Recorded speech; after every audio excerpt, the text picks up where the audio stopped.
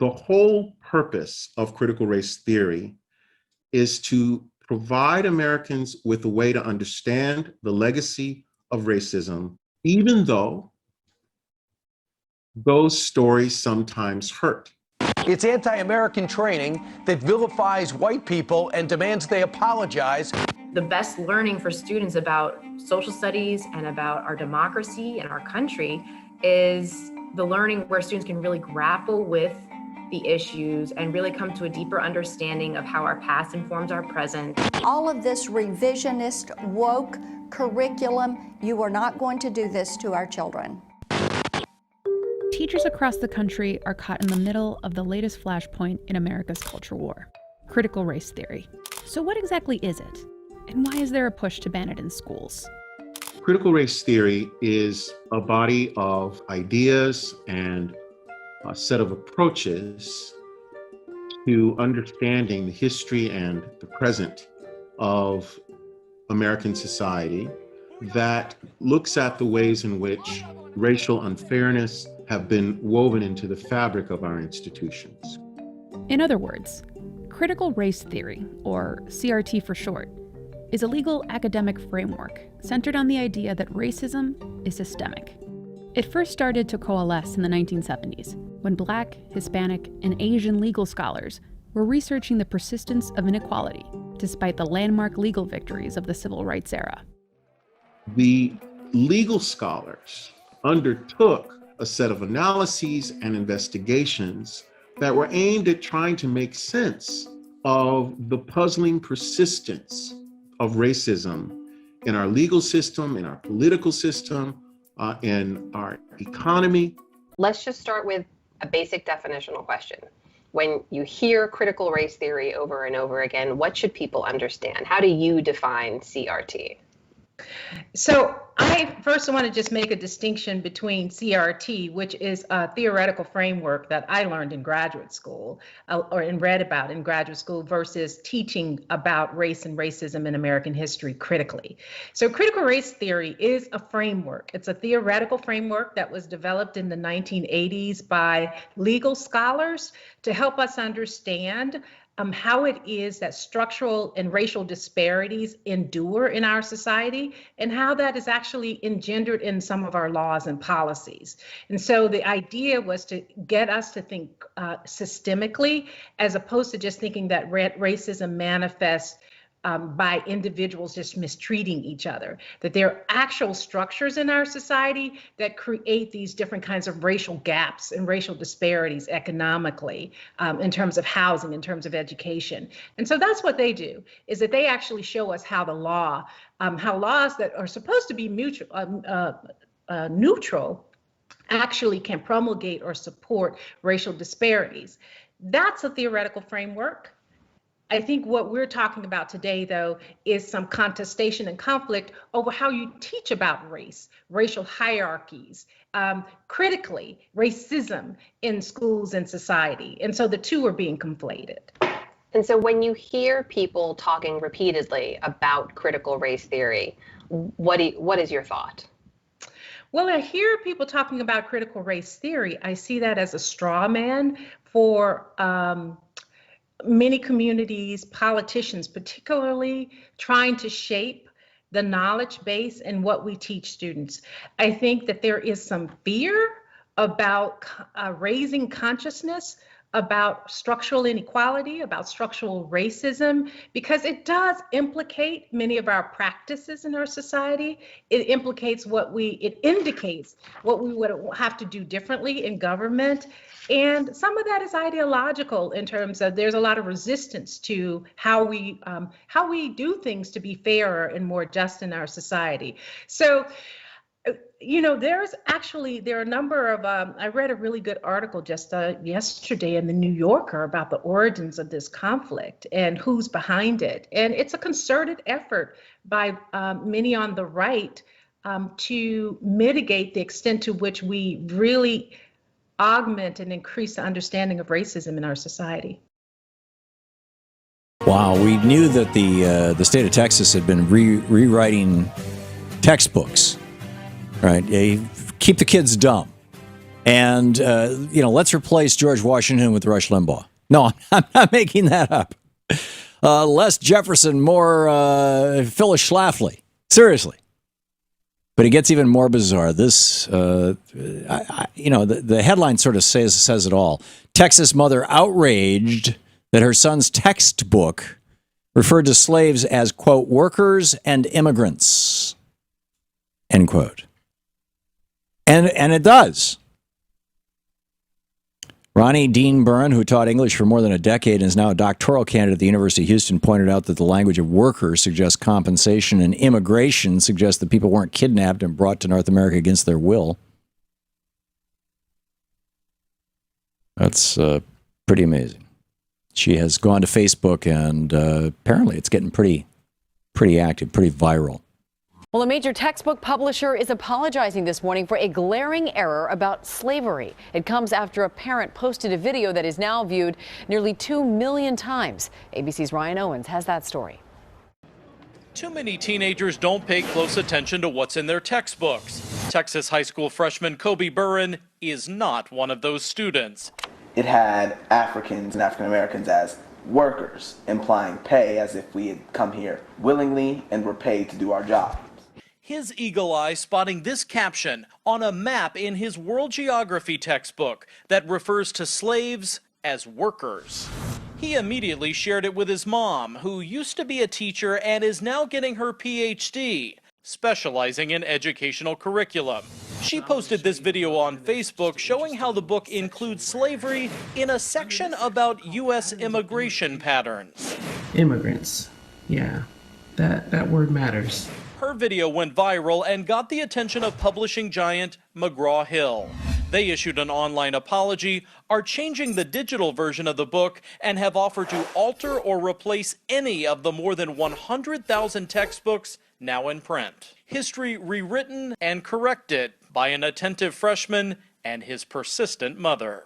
For Good Morning America, Ryan Owens, ABC News, Dallas. Right-wing Christian textbooks are teaching that enslaved black people were actually immigrants.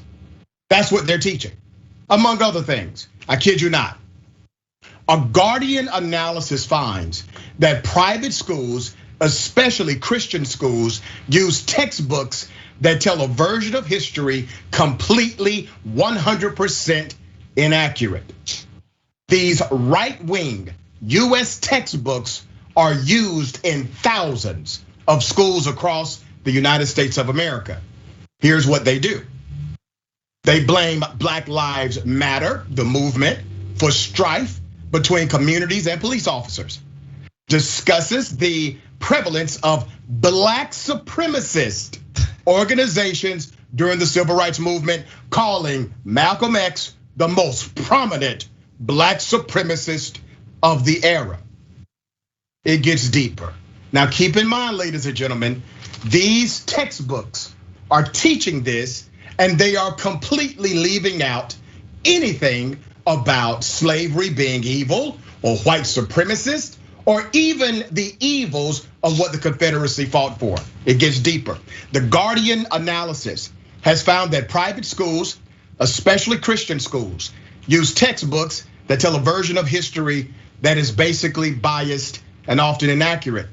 These textbooks used in thousands, you heard me correctly, thousands of private schools, many of which receive tens of thousands of dollars in public funding every year, whitewash the legacy of slavery, frame Native Americans as lesser, and blame the Black Lives Matter movement for sowing racial discord. About half of states in this country have either enacted or are looking to enact restrictions on discussions of systemic racism. Now, do you see what's happening yet? All of this jazz about critical race theory being taught in K through 12 education, which by the way, CRT is not taught in K through 12 education. It was simply a false pretext to create the context in order to stop K through 12 education from teaching the reality of racism in America. What they are trying to do, ladies and gentlemen, is adopt a philosophy and a narrative that is akin to what they are already teaching their children in these private institutions. They are now trying to do the same in public education. There's more. The Guardian reviewed dozens of textbooks produced by the Christian textbook publishers Abeka, Bob Jones University Press, and Accelerated Christian Education. Those are your three. Three of the most popular textbook sources used in private schools throughout the US. These textbooks describe slavery, get this, as black immigration, and say Nelson Mandela helped move South Africa to a system of radical affirmative action. You have got to be freaking kidding me. Now remember, these textbooks are not just at Christian institutions, they are at secular private institutions as well. Let's put up a dear picture of Nelson Mandela, the late Nelson Mandela, okay? They're saying he's a bad guy in their history books. Let's go even deeper. An Abeka 11th grade history textbook passage describes slavery in purely economic terms, ignoring its human cost, writing that slaves seem to be better investments than indentured servants. As the textbook moves to modern history, the authors criticize President Barack Obama for harming relations in the country. Okay, let's put up a picture. Let's do some B-roll of former President Barack Obama. Let's do that. I'm painting a picture here. You may see where I'm going, okay? Here's one of the quotes directly from one of the textbooks. Unfortunately, Americans' views of race relations declined after Obama came into office. This is in their textbook.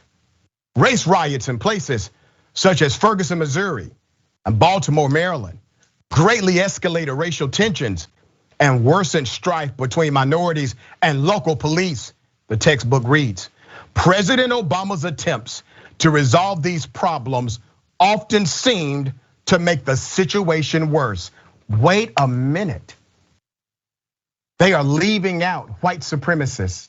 They are leaving out white ideology or white bias ideology, racism as a whole. They are blaming it all on former President Barack Obama in the textbook. So let me get this right. Nelson Mandela, bad guy, according to their textbook. Former President Barack Obama, bad guy, according to their textbook. But enslaved Africans in America, like this person, not so bad, according to them. That is actually a black immigrant. And this was purely an economic issue, an investment opportunity. Louisiana history textbook is getting some attention, but not for what it's teaching, rather what it's not. Yeah, as Mike McDaniel explains, even with a poor rating from the state, this textbook is still ready for the classroom. As some middle school students in Louisiana open their textbooks to learn about state history, there's concern they're not getting the entire history. It doesn't take someone who wasn't born last night to understand something is missing from this history. Social media posts point out what's missing is the African-American perspective, especially in Chapter 10 that deals with succession and Civil War. Part of the preview mentions how white slave owners had to deal with a new reality of paying people to harvest their fields because slavery ended. Ashraf Ismail, associate professor of criminal justice at Dillard University, says that makes it look like white slave owners were the ones who were suffering. I just could not believe this is all they were talking about in a Louisiana history textbook. There's no mention of the African-American plight of this, which is the most important part of the actual Civil War. It just made it seem so minute, and it's important. The book, Louisiana, Our History, Our Home, was rated in 2016 by the State Department of Education as a Tier 3 textbook, which means low quality when compared to state content standards. Although given the lowest possible rating, school districts are free to choose their own resources. The book's publisher, Claremont Press, tells Eyewitness News the textbook is used in many Louisiana school districts, but couldn't say exactly how many. The State Department of Education doesn't keep track of it. Regarding the criticism, the publisher says, "We don't have a response." The way it was written, it was kind of a sad plight on how we view history. If that's, that these are textbooks in 2021 that we're utilizing in our classrooms. Ismail says this textbook brings up an ongoing issue: history being told from a white, usually male perspective, which he says is important, but not the only one. A lot of the main principles we discuss constantly are white males, from classical theorists to contemporary theorists, et cetera, that we're not really taking a diverse view in terms of race and gender. Mike McDaniel, Eyewitness News. Well, this story has certainly made its rounds on social media. The question swirling here is, what should Texas second graders be taught to call slavery? State Board of Education today insisted that America's dark chapter will not be downplayed after we learned that the term involuntary relocation was rejected. Just so you know, there's been a lot of talk about it. This was, though, after a group had pushed for that term to replace the word slavery. Still, as our Robbie Owens reports from Dallas, many are questioning why someone would want to get rid of the word slavery in the first place. Slavery has been called America's original sin, dehumanizing, horrific. So why is the State Board of Education looking for a different word to describe it? Let's call it what it is, right? Why are people so fragile that they cannot accept what actually happened? Michael Sorrell is the parent of a second grade scholar, a descendant of slaves, and as president of Dallas's Paul Quinn College, he's also a vocal critic of efforts to weaponize curriculum in the culture wars over race. Stop building nations, stop building cities, stop building movements on lies and just the simple fact that you are uncomfortable with the role that your ancestors played in the truth. The latest social media flashpoint, a recommendation to replace the word slavery in second grade social study text. The Texas Education Agency and State Board of Education have turned to Twitter to insist that claims that involuntary relocation would be preferred were false.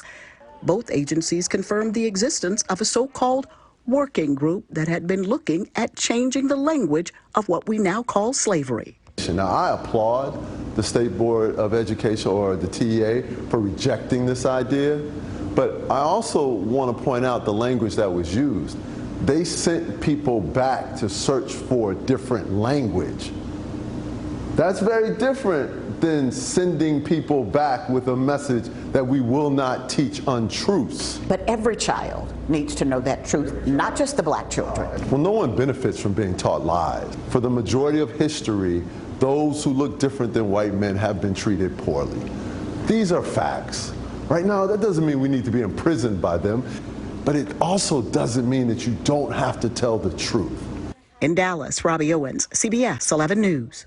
Florida schools must now teach students about the, quote, benefit of slavery when teaching Black history.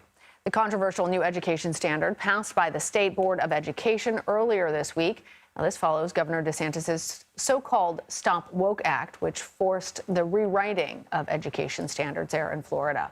A controversial part of these new standards is instruction for middle school students to learn, quote, how slaves developed skills, which in some instances could be applied for their personal benefit. The largest teachers union in the state has spoken out against the new standards, calling them, quote, a step backward, adding that students deserve the full truth of American history. For more on this, we are joined by Andrew Atterbury. He is an education policy reporter for Politico based in Florida. Andrew, implying that enslaved people benefited from their bondage has understandably upset many people. How are folks in Florida responding to this? Sure. Hey, thanks for having me. Glad to be here from Tallahassee. So that they came out on Wednesday at this meeting, and this is really the first time that people got a glimpse of what these standards look like. And it was a firestorm for the Florida Department of Education and the Board of Education. People that were there weren't too thrilled with these lessons, but the state, they were proud to roll these out. This is something they've been working on for a while. Like you said, they come from the Stop Woke Act. That was something that specifically Governor Ron DeSantis requested last year. The woke part is actually an acronym. It means the Wrongs to Our Kids and Employees Act. That was something that was one of his biggest parts of his agenda back last year. And that what the law actually does It creates new protections for students and even workers is a whole other part of it, that a person shouldn't be instructed to feel guilt, anguish, or any form of psychological distress due to their race, color, sex, or national origin. So because of that new law, they decided that they needed to change all of these the standards too. So they actually created a whole new carve out on Black history, which is why they were so proud of it. It was something that they thought went even deeper than their previous lessons. But whenever these were rolled out and you saw some of the framing of it, some people really took issue with it. Andrew, I should say that we reached out to the governor's office and they pointed us to a statement that was shared by the Board of Education. It reads in part, quote, Florida students deserve to learn how slaves took advantage of whatever circumstances they were in to benefit themselves and the community of African descendants. How does this differ from what has been taught in the state in the past? Well, when you look at the lessons, they really didn't have any specific carve-outs for Black history. So this is all, for a lot of the stuff is new things that they're introducing, which is why the state thinks this is good for them. We're going, hey, we're actually going deeper into some of this stuff. But when you look at, like you said, the way that some of these were worded, like the benefits of it, people said that was just absolutely not okay. I mean, you saw this getting issue. Like people were raising, like civil rights lawyer Benjamin Crump was talking about this. So this was getting a lot more attention than just Florida, which is probably not something that people expected, just from the way that it was rolled out. And as you and the statement that you mentioned earlier, the state is also taking aim at the teachers union, saying that a lot of this is their fault and that they're blowing up an issue that the state thinks really isn't a big deal. It's Black History Month, and one Erie parent is voicing his concern over his student and others from McKinley Elementary School. He says not learning about Black heritage. Jocelyn Person had the chance to speak with that parent about the issue. She joins us now with the story. Jocelyn. Hey, Joe. Well, this concerned parent just wants answers as to why McKinley Elementary School isn't teaching Black history since we're all in the month of Black history. Yeah, they need 1, 2, 3. They need math. They need social studies, but they also need to know where they came from. There's only 2 weeks left of Black History Month, and this concerned parent says his child isn't learning about Black heritage at McKinley Elementary School. Charles says he became aware of this when he realized his daughter didn't have any lessons about Black history. This 1 month, we need 1 month. It's a lot of broke kids. Way broke, way don't have nothing. How they gonna become something if they don't know nothing? Charles did say that McKinley typically would teach Black history, but with the pandemic and the remote learning, he wonders if his daughter's heritage is being left behind. In a statement to Action News, Superintendent Brian Polito says teachers stress ethnic heritage far from than just February, saying they do this across subjects, across grades, throughout the entire school year. Charles says he spoke with other parents who became aware of the issue. I called the school and the vice principal of McKinley told me that there's no answer. She don't have no answer. And Charles says giving the number of students of color at McKinley no answer is no answer.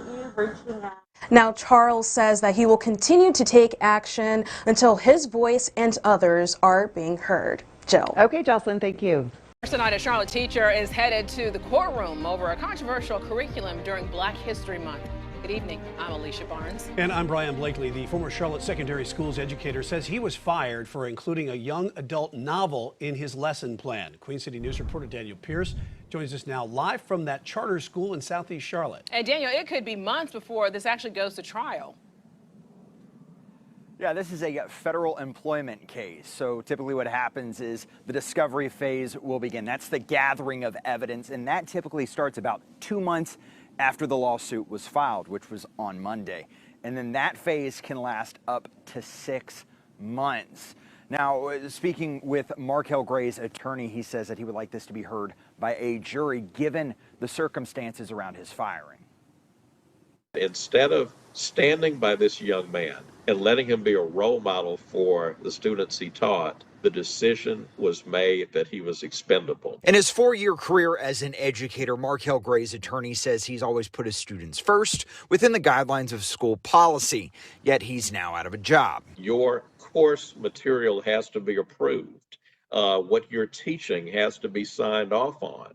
And when you follow the rules, you don't expect to be punished. According to this 12-page lawsuit filed on Monday, attorney Arthur Davis claims his client was discriminated against. It claims Gray obtained permission from his principal at Charlotte Secondary School to create a lesson plan for his 7th grade English students around the novel Dear Martin. The book focuses on the realities a black 17-year-old boy faces after being racially profiled by a white police officer.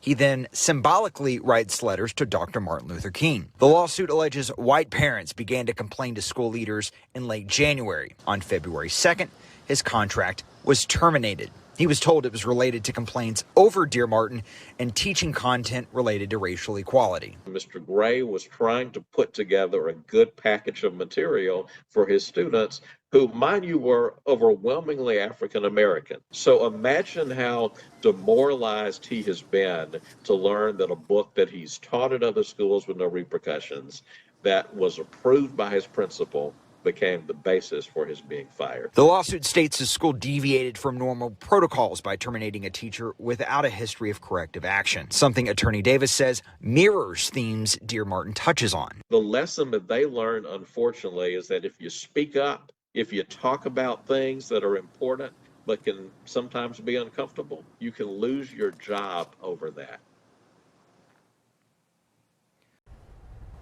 Welcome back. Black History Month is a great opportunity to celebrate the achievements and contributions made by African Americans. But a recent movement by several school boards and states is removing the works of African American authors from libraries and preventing educators from teaching about racism. I spoke to a local author and educator about the impact of this type of censorship. Divisive, uncomfortable, and un-American. These are the words being used to ban books and teachings about race, gender, and sexuality. Last year, 54 such bills in 24 states were introduced. They want to delegitimize the founding of the country and the institutions, and they basically want to replace it with a very militant form of leftism that would absolutely destroy this country. The movement has specifically targeted African American authors, like Toni Morrison's Beloved and the 1619 Project by Nicole Hannah-Jones, as well as children's books about Martin Luther King Jr. and Rosa Parks. But many of these books under scrutiny are fantasy or simply expressing the Black experience. The public attacks against authors are often extreme. I've written comics and graphic novels. I've loved them my whole life, but I don't think I ever imagined I would get death threats over them. When Denver author R. Allen Brooks announced he was writing a graphic novel that was an allegory for leaving white supremacist movements, he got death threats on social media Christmas morning 2019. Zola, the main character, she feels very righteous, but does not have compassion. And so as things become revealed to her, she starts to see, oh wait, I might not be the good guy. In America, anytime a Black person has boldly spoken from their perspective, there have been some people to rise up to try to tear it down. Here in Colorado, the new conservative school board in Douglas County voted to amend the district's equity policy, then fired the superintendent.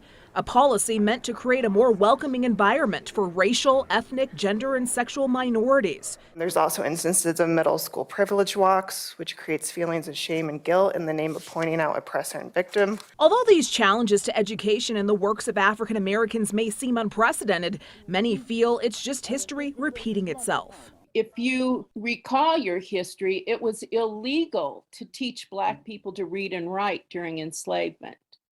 That was intentional. Well, what do you think this is? Tamara Roan is an educational consultant and taught for 44 years at Denver Public Schools. She wrote the accelerated curriculum for African American studies. When we're teaching children about contributions and people and things like that.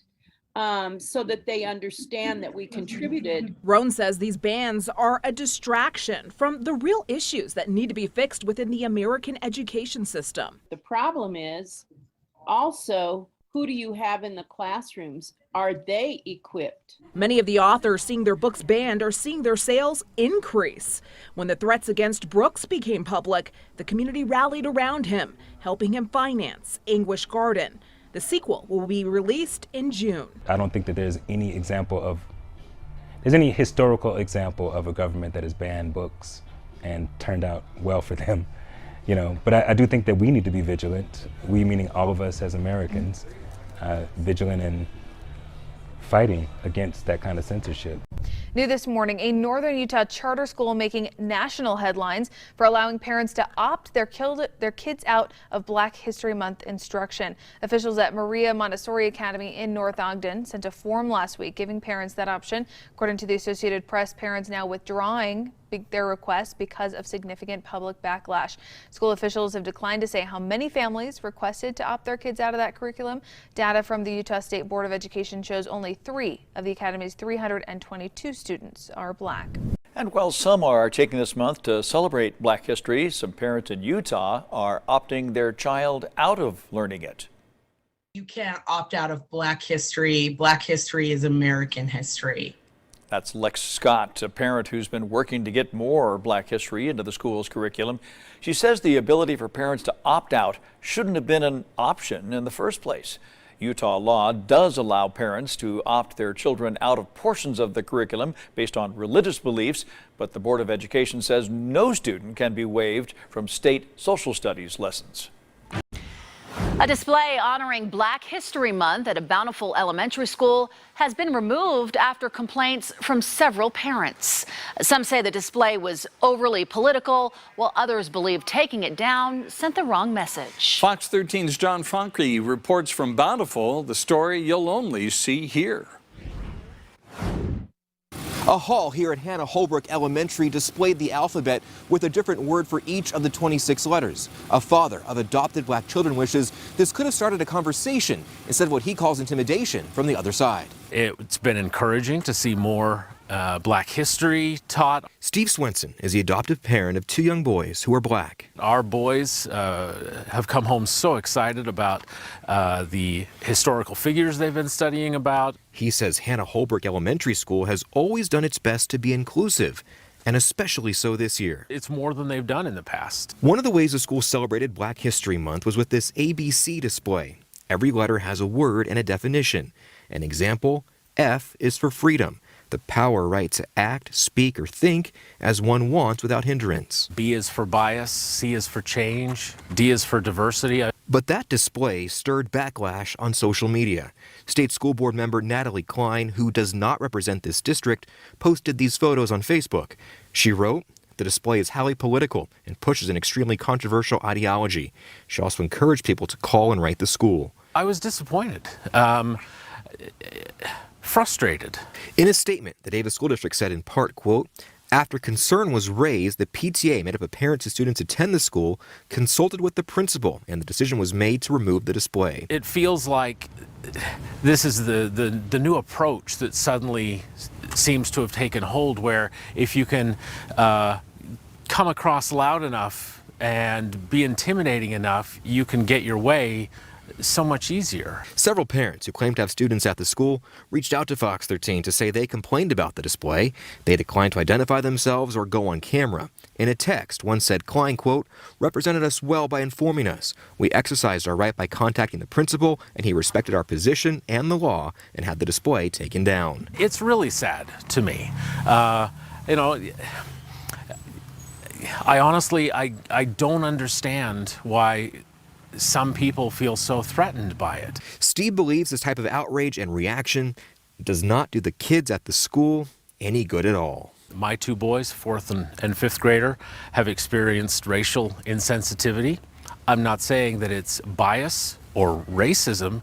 It's just that if kids aren't taught, they won't know, they won't understand. And this is how they begin to understand. We made several attempts to reach Natalie Klein, and she did not respond to our messages. Meanwhile, we have that complete statement from the Davis School District, plus all the 26 words and definitions on our website at fox13now.com.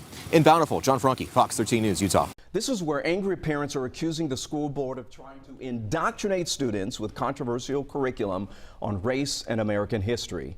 It's called critical race theory. But the board insists is all trying to do is just make sure that every student and race and background are welcomed and included. But the divide is very sharp. Here's John Sherrick.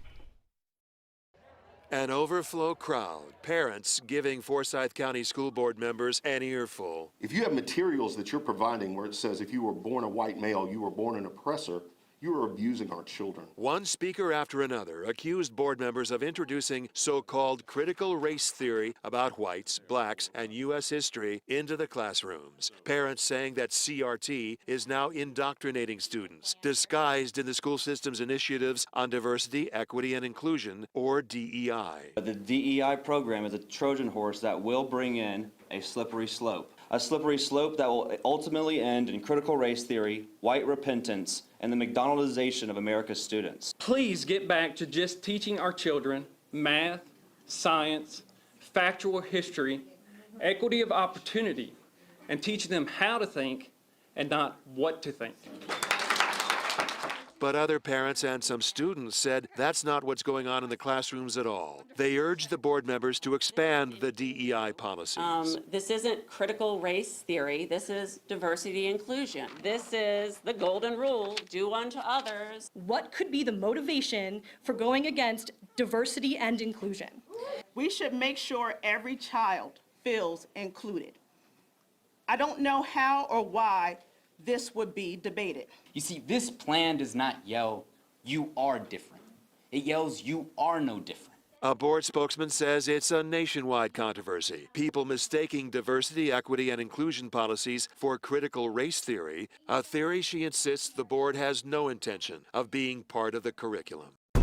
My name is Sarah Dean, and I am a mom from Seattle, Washington. I have an 8-year-old son. Here's what I know about raising an 8-year-old white son. He was born in America as a white male. It doesn't get better than that in terms of opportunity. I, as a mom, feel a huge sense of responsibility as a white woman to make sure that he's in an education system that teaches him what has happened in our country over the course of hundreds of years. I'm a white woman in a middle-class community. I don't feel only a sense of responsibility to my son. I feel a sense of responsibility to his black and brown friends. My name is Taylor, and I'm an educator in Texas. There is a real misconception about what critical race theory is and how it's being taught in our schools. I think a lot of educators are being criticized with people thinking that we're teaching white privilege in kindergarten classrooms, and that's just not happening. I support critical race theory being taught to older students in high school. As students get older, a lot of the truths of how our nation was founded come to light in history classes. Then teachers can have developmentally appropriate conversations with these students. I think a lot of people think if we don't talk about racism that it'll just go away. Let's be honest, racism is deeply rooted in our nation's history, and it needs to be discussed. Taylor, you believe our kids need to know the whole story. I do agree. We're raising global citizens here, okay? That's what we do as teachers and as educators. We prepare students for a diverse world. Is there a difference in your mind between teaching them history and putting a social vector with that history? And by that I mean, some parents object to the fact of saying, okay, here's what happened, and then this is what that means for you now socially in terms of where your compass should point, what your conscience should tell you to do, how you should act, interact, and behave with your classmates and students, particularly if they're of a different color. Teachers should teach the curriculum that's provided by their state, regardless of their personal beliefs, so that students can make their own decisions about those factors that you mentioned at the end of your question. What are your thoughts on this? So I really appreciate what Taylor said about raising global citizens. And so if I'm looking at this through the lens of how do I raise this child who's a global citizen in a way that he can be conscientious of our history, then I have to look at how am I raising a child that can be a critical thinker. And when it comes down to critical race theory in school, we're looking at teaching our children how to be critical thinkers and how to interpret data and research and history in order to then take that into leadership across all organizations and across the globe. Yeah, because we're raising adults, not children. As members of the white community, we have got to stop pushing the agenda that diversity and truth in education is all about indoctrination, shaming, or placing guilt at the feet of white people.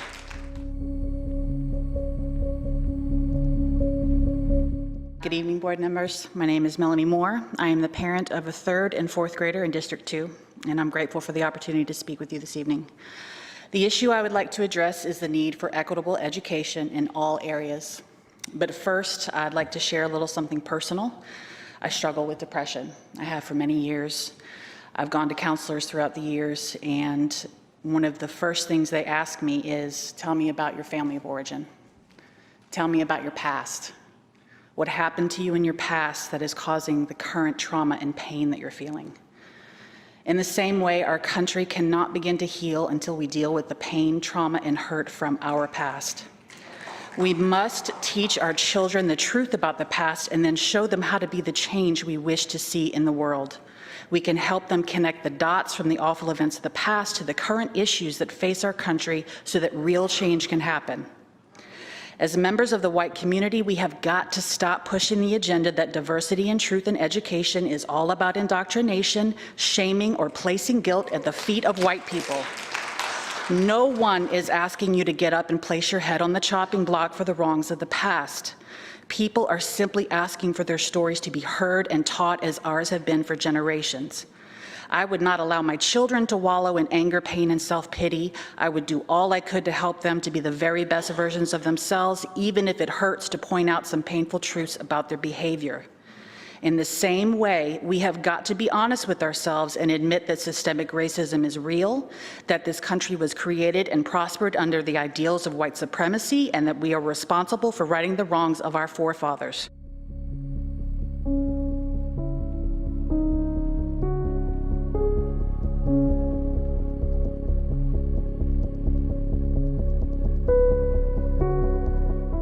We did not create this mess, but we are the ones that have to clean it up, starting with honest, equitable education practices now that will teach our children the hard truths about our past so that they can create a better future.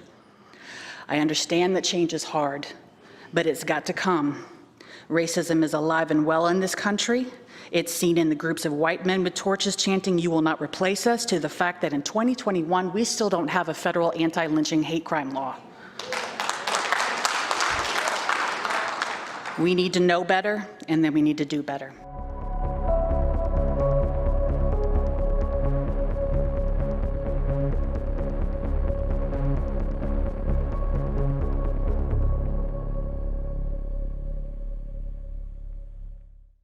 Also new this morning, a passionate defense of critical race theory is being shared over and over again online, and it's coming from the nation's highest ranking military officer. The teaching has been a big topic of conversation for schools here in Georgia, but during a hearing on the Department of Defense budget, General Mark Milley defended the need for those in uniform to consider different viewpoints. But I do think it's important, actually, for those of us in uniform to be open-minded and be widely read. And the United States Military Academy is a university, and it is important that we train and we understand, and I want to understand white rage, and I'm white, and I want to understand it. So what is it that caused thousands of people to assault this building and try to overturn the Constitution of the United States of America? What caused that? I want to find that out, because our soldiers, sailors, airmen, Marines, and Guardians, they come from the American people. So it is important that the leaders, now and in the future, do understand it. I've read Mao Zedong. I've read Karl Marx. I've read Lenin. That doesn't make me a communist. So what is wrong with understanding, having some situational understanding about the country for which we are here to defend? Critical race theory is a decades-old academic practice that examines the role of race and racism in laws and practices. It has come under fire from Republicans, including Georgia Governor Brian Kemp, who has called the teaching un-American. This year, multiple school districts in Metro Atlanta voted to ban the teaching from their classrooms. And we have an article that answers all the questions you need to know over the debate about critical race theory in Georgia's schools. Just look for this headline on 11alive.com.